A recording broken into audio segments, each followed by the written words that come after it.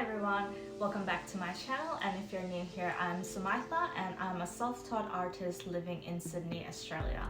And in today's video, I wanted to talk a little bit about my art journey, my own struggles with creative block, and some tips that have helped me to reconnect with my creative side. So if you're someone who's struggling to embrace your creative side, or you're just someone who's wanting to incorporate your creative side more into your daily life, I hope this video inspires you to get back to it. So let's get started.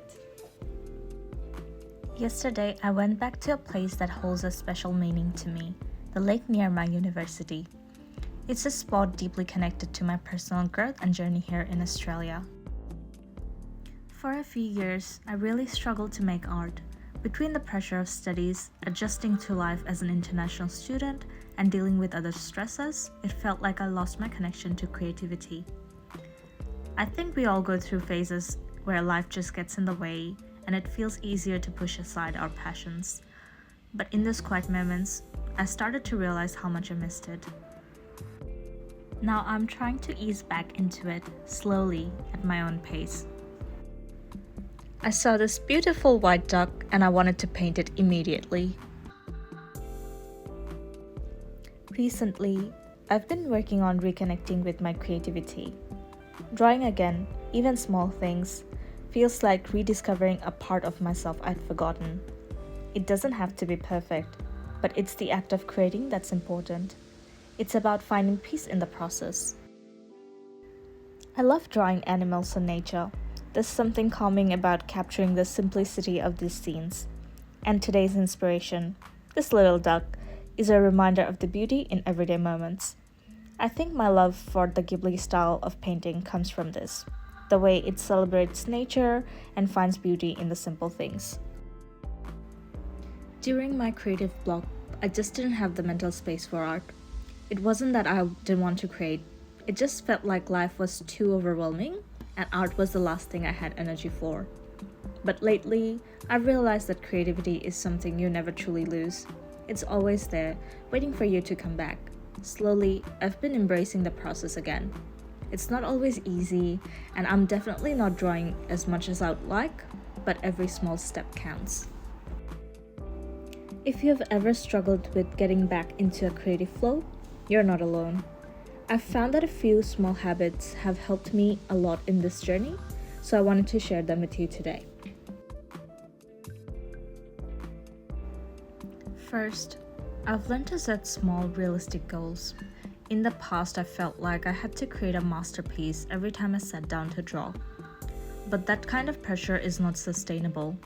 Now I aim for smaller, manageable tasks. Sometimes it's just a 10-minute sketch, or even just experimenting with colors.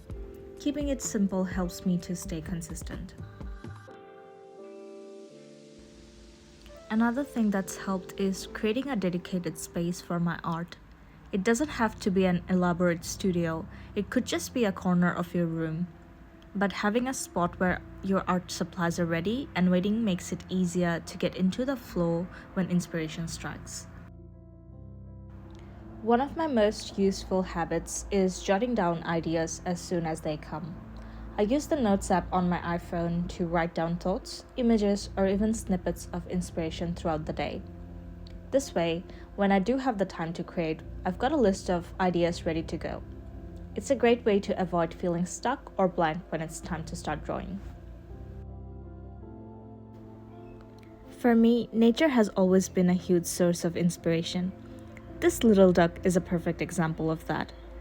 Taking the time to slow down, going for a walk, or just observing the world around you can spark creativity in unexpected ways. This tip is very important. Don't be too hard on yourself. It's easy to feel frustrated if you're not creating as much as you'd like or if your work doesn't turn out the way you envisioned. But creativity is a process, and it's okay to have off days. Be gentle with yourself. Even on days when I don't have much time, I'm trying to fit in small creative moments. Sometimes I'll spend time adding details to a digital art project or just sketching out a rough idea for something new. These little bursts of creativity help me to stay connected to my art even when life gets busy. It's about keeping that creative flow going, no matter how small the effort. I save my larger projects for weekends. When I have more time and energy, I dive into bigger pieces or more detailed work. During the week, I keep things smaller, and that balance really works for me. Right now, I'm making a conscious effort to connect with more artists through my art account on Instagram. Seeing people share their art, journeys, or even their thought patterns keeps me inspired and motivated to continue my own creative journey.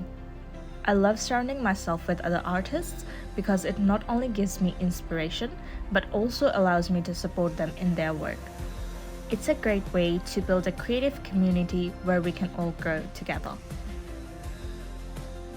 Lastly, I try to match my creative activities with my energy levels. Some days I'm in the mood for a big project, and other days I just want to relax with some simple sketching. It's important to listen to yourself and find the right balance.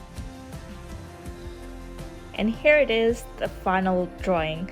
I hope this video has helped inspire you to reconnect with your own creativity. Remember, it's not about perfection, but about enjoying the process of creating. Thank you so much for watching, and if you're on your own creative journey, I'd love to hear about it in the comments. Let's inspire each other to keep creating no matter where we are in life. And if you've enjoyed this video, please give it a thumbs up and subscribe to my channel, and I'll see you on the next one. Thank you!